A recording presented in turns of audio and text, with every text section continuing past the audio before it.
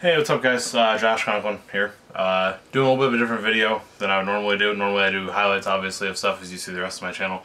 Subscribe, by the way, if you're not already subscribed, then you enjoy wrestling and other kind of sports-related content. Today, I'm going to be doing my predictions for the NCAA Wrestling Championships. Unfortunately, I won't be in Pittsburgh for NCAA's, so I figured I wanted to do a little something related to NCAA's content-wise. So I figured predictions would be the best. So we're going to kick it off here at 125.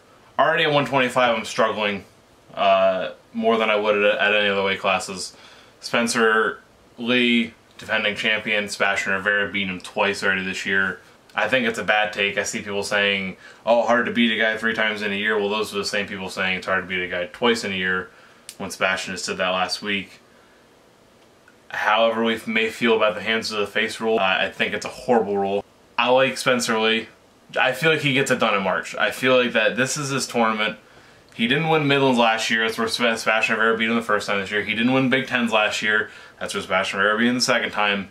But I think he gets it done on the biggest stage. I would say 125-pound champ, Spencer Lee over Sebastian Rivera. Moving on to 133 now, which has been bananas all year. Yeah, Dayton Fix beats Nick Suriano, then the next week loses to Mickey Philippi. You got Mickey Philippi gets majored by Nick Suriano in December. Nick Suriano loses to Dayton Fix and Austin DeSanto, 2 former All-Americans in the bottom half of the bracket, seeded 6th and 11th. Former NCAA finalists, actually, in Ethan Lezak. There's going to be a potential quarterfinals rematch between Stevan Micic and Austin DeSanto. A lot of people looking forward to that. A lot of people want to see Micic win. I think that Austin DeSanto is far and away a different and better wrestler than he was last year at Drexel. I don't think anyone would deny that. I think that Austin DeSanto gets the job done this time versus Stevan Micic. You know, we saw a major by Austin DeSanto at CKLV, then we saw a major from Stevan Micic. Hopefully it's closer this time to make it a more compelling match, and I think it will be. Either way, come out of the bottom half of the bracket, I think it's going to be Nick Suriano, because I have him winning here at 133. Now, top half is where you'll see in the potential semis between Dayton Fix and Mickey Philippi, who it went to Philippi in the dual meet earlier in the year, and it's in Pittsburgh. We saw it last year with Tariq Wilson in Ohio, riding that wave. I think Dayton Fix goes on to the finals. And in about 60 minutes of wrestling between Dayton Fix and Nick Suriano, we've seen all but 1 takedown and 2 hands to the face calls and 2 non-clasp calls, and whatever you could think of in the sport of wrestling, I think has been called in those matches. Besides takedowns, there's only been 1. This time around, Nick Suriano gets the job done versus Dayton Fix. I think that Nick Suriano has been wrestling pretty damn good lately, and I think that, you know, Big Ten champ, he avenged his earlier loss to Austin DeSanto. He couldn't get his hands back on Stevan Micic, but if you watch that Stevan Micic match at the rack, Nick Suriano was in on 3 shots at least, where he got in on his legs and looked like he could have finished but just didn't. I think he gets that done now if he wrestles him, or if he wrestles DeSanto, I think he gets that done again. But I think that the winner of 133 is Nick Suriano over Dayton Fix in the finals. Moving on to 141 now, it's Yanni until proven otherwise. It's Yanni Diakomahalis until proven otherwise. He has 1 loss in college wrestling to Jaden Ironman, who he's avenged twice now. Once NCAA's last year, and then in a dual meet earlier this year. He beat the number 2 seed Joey McKenna in a dual meet as well, where he controlled most of the match. I think he just rises to the occasion no matter who he's wrestling against. And as you saw last year in the NCAA tournament, he beats Dean Heil, Jaden Ironman, and then Bryce Meredith to win an NCAA title as a true freshman.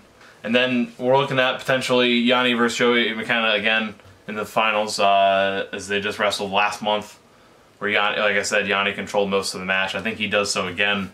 I think he walks away with his 2nd title in 2 years. On 149, we have Anthony Ashnault coming at 27-0, number 1 seed, Big Ten champ, 3-time Big Ten champ, first in Rutgers history. And depending on what weight we start at NCAA's, he's going to be Rutgers' first national champion, because I think they should end at 33.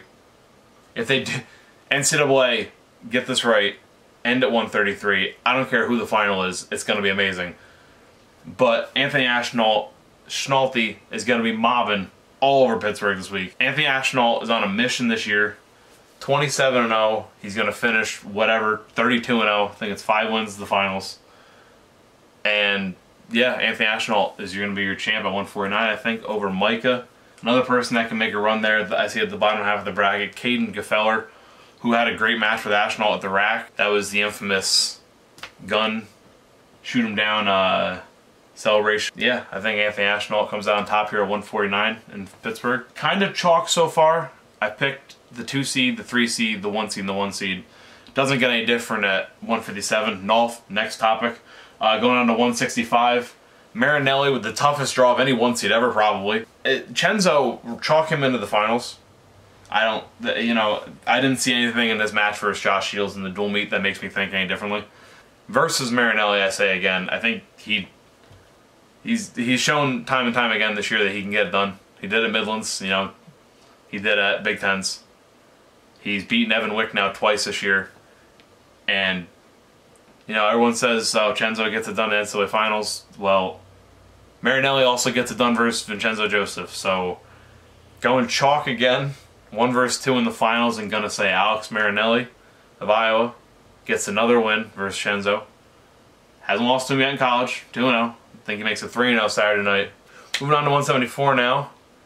Defending national champion Zahid Valencia is the 3 seed. Taking 2 losses this year to Mark Hall and the 2 seed Daniel Lewis. Daniel Lewis, I feel like, has been wrestling for Missouri for the past 7 years. Zahid, Daniel Lewis, they're going to meet up in the semis.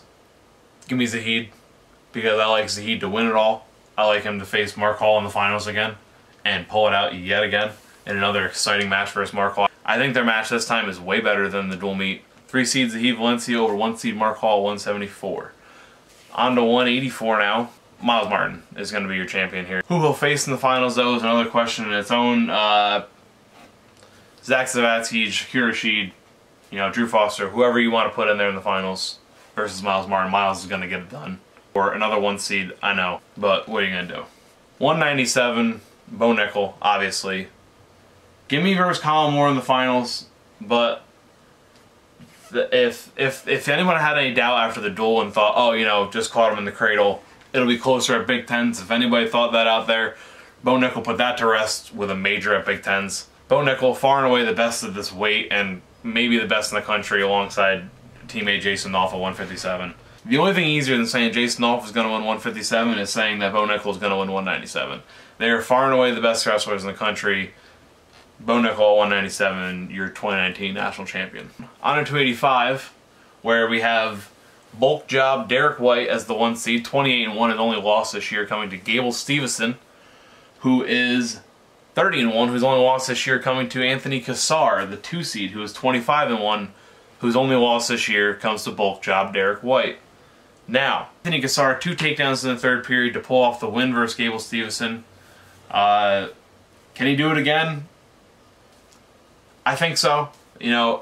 Penn State wrestlers don't lose in the semis. Ask Willie Smalls, who very nicely pointed that out for us yesterday.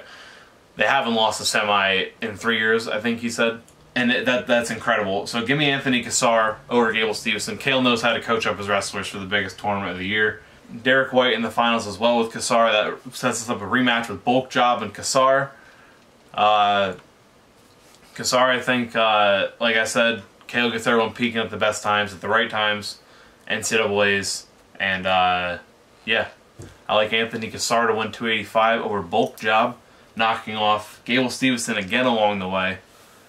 And that would probably leave your team champions with Penn State University yet again. Another Willie Smalls tweet he tweeted out yesterday, over under Penn State, 142.5 team points.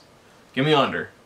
Give me under on that. Under 142.5 team points, but they will be your 2019 NCAA champions. Right back through the list one more time. Spencer Lee at 125, Nick Suriano 133, Yanni Diakomahalis 141, 149 Anthony Ashnault, 157 Jason Nolf, 165 Alex Marinelli, 174 Zahid Valencia, at 184 Miles Martin, Bo Nickel at 197, and Anthony Cassar at 285. That's what I think is going to be your champions.